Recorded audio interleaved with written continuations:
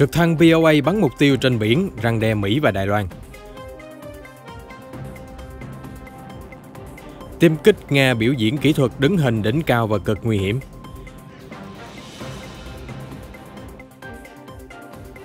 Mỹ dọa không kích ồ ạt nhằm vào Taliban.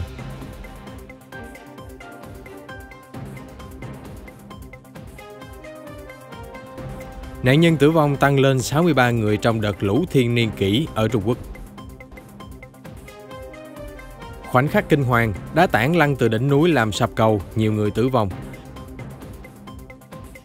Chuyên gia Mỹ, Trung Quốc không hợp tác điều tra là giúp virus thắng nhân loại. Thiên thạch có thể đã rơi xuống rừng Na Uy.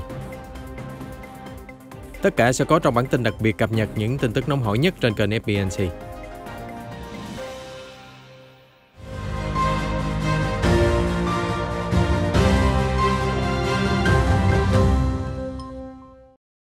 Theo tờ báo Hoàn Cầu, quân đội Trung Quốc POA gần đây liên tiếp tập trận trên các vùng biển, huy động lực lượng hải quân, không quân và lục quân, sau khi Đài Loan có những hành động mà Bắc Kinh cho là ly khai, cấu kết thông đồng với thế lực nước ngoài.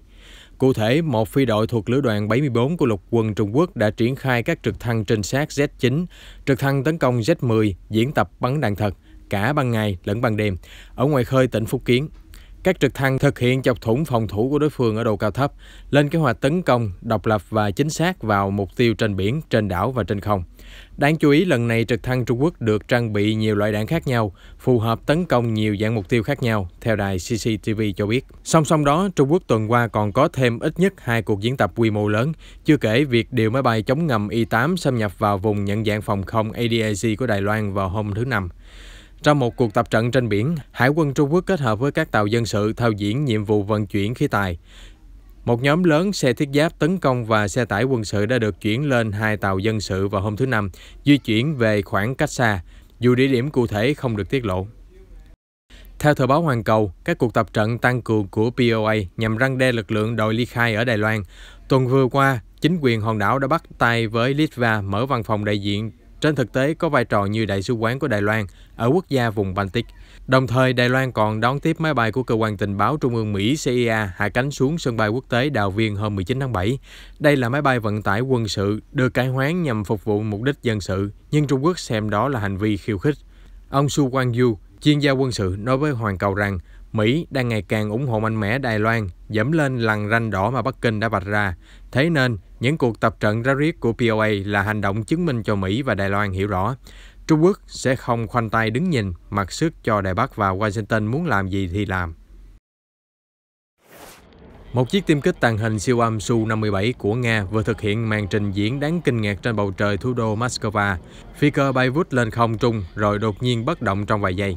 Theo đài RT, phi công Sergei Bodan đã phô diễn kỹ thuật điều khiển máy bay đỉnh cao của Anh trong sự kiện triển lãm hàng không thường niên Mars 2021. Kỹ thuật đứng hình mà chúng ta đang thấy được gọi là Bell, tức là quả chuông, một trong những màn hành động mãn nhãn và nguy hiểm nhất của phi cơ.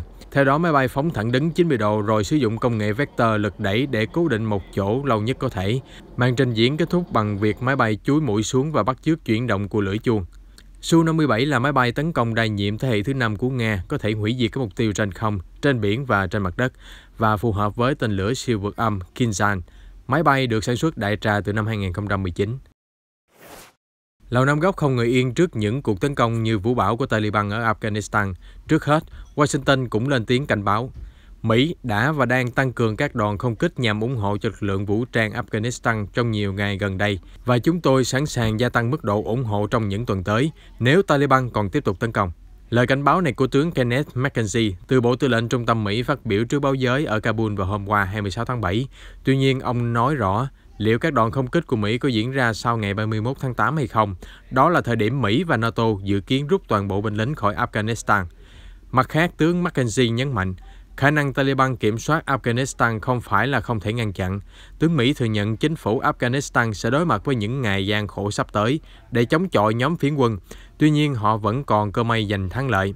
Ông McKenzie nhận định, Taliban đang nỗ lực tạo ra niềm tin rằng chiến dịch của lực lượng này sẽ giành phần thắng áp đảo, nhưng điều đó là sai lầm. Quân đội Syria đã đánh chặn thêm 2 tên lửa phóng từ tiêm kích của Israel nhằm vào khu vực ngoại ô Damascus vào cuối tuần qua.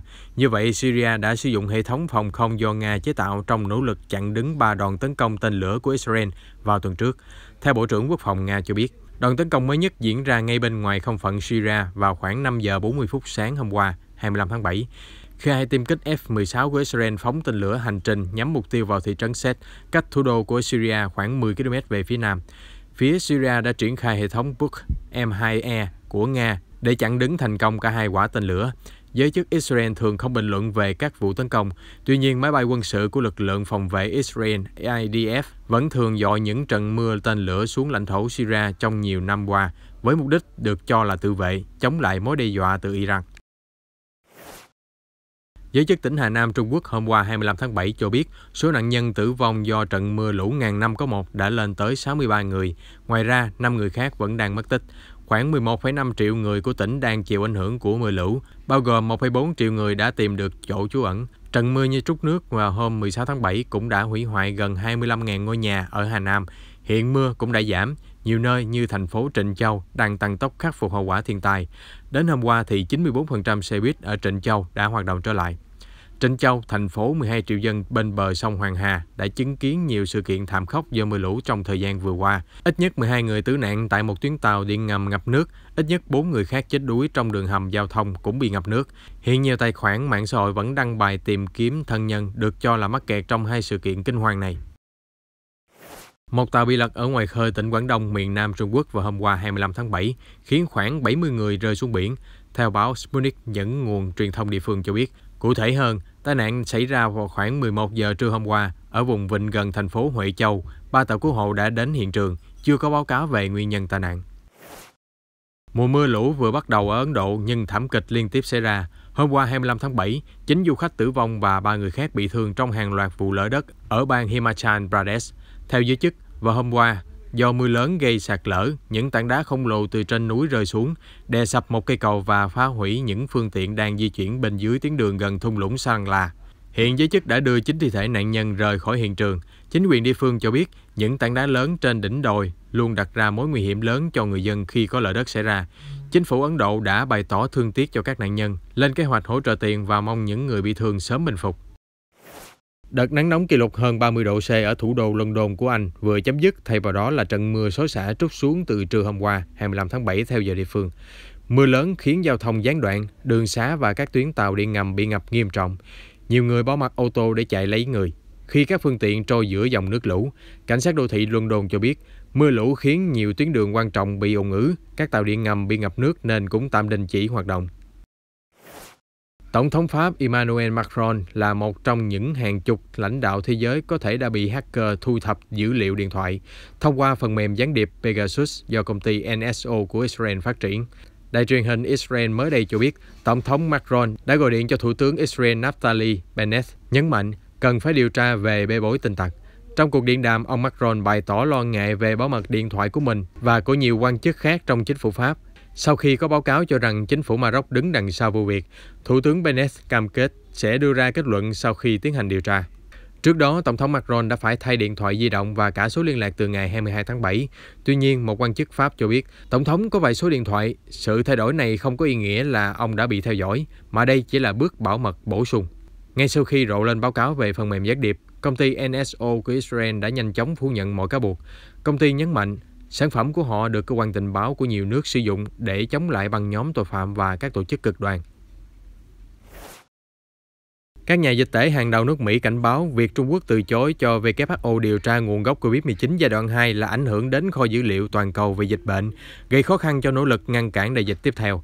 Ông Peter Hotez, người đứng đầu trường cao đẳng dược Baylor ở thành phố Houston cho biết, và không có gì đảm bảo đại dịch tiếp theo không lây lan từ nước này. Vì vậy, điều tra ở Trung Quốc là cơ hội lớn nhất của chúng ta để tìm hiểu và kiểm soát nguy cơ virus lây từ dơi sang người.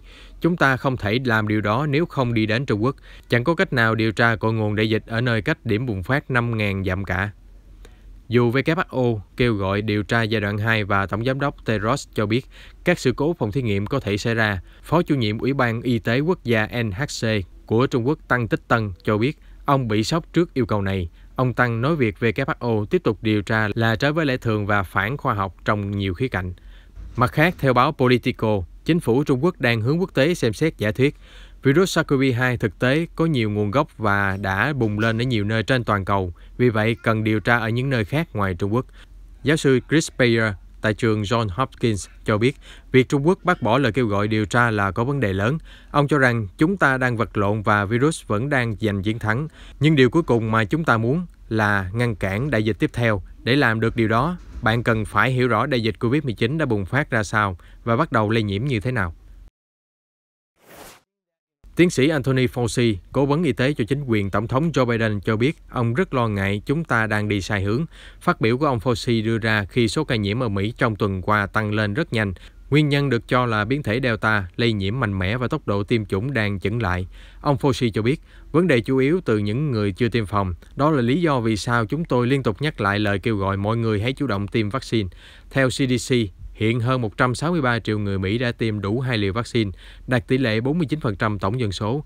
Còn nếu tính trên nhóm đối tượng đủ điều kiện tiêm vaccine từ 12 tuổi trở lên, Mỹ đã hoàn thành tiêm ngừa 75%. Mặt khác, để chống lại sự lây lan nhanh của virus, ông Fauci cho biết, quan chức y tế có thể khuyến nghị đeo khẩu trang ngay cả khi đã tiêm ngừa, đồng thời cân nhắc tiêm bổ sung liều thứ 3 cho những người có hệ miễn dịch suy yếu.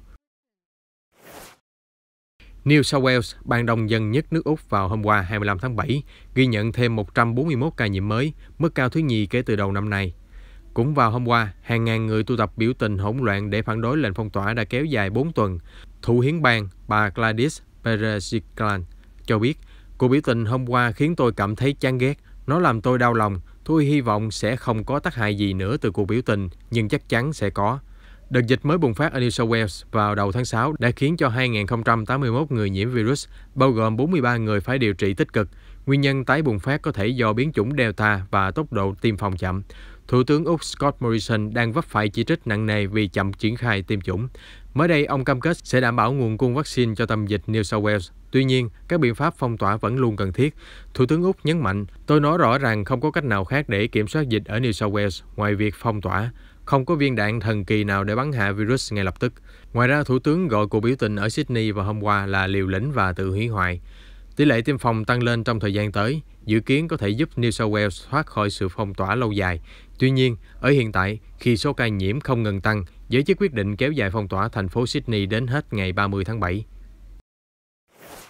Một thiên thạch lớn bất thường làm lóe sáng bầu trời phía nam Na Uy vào hôm qua 25 tháng 7 và có lẽ đã rơi xuống mặt đất trong cánh rừng cách không xa thủ đô Oslo, theo Reuters, dẫn lời các chuyên gia cho biết. Báo cáo nói rằng thiên thạch đến trái đất lúc khoảng 1 giờ sáng.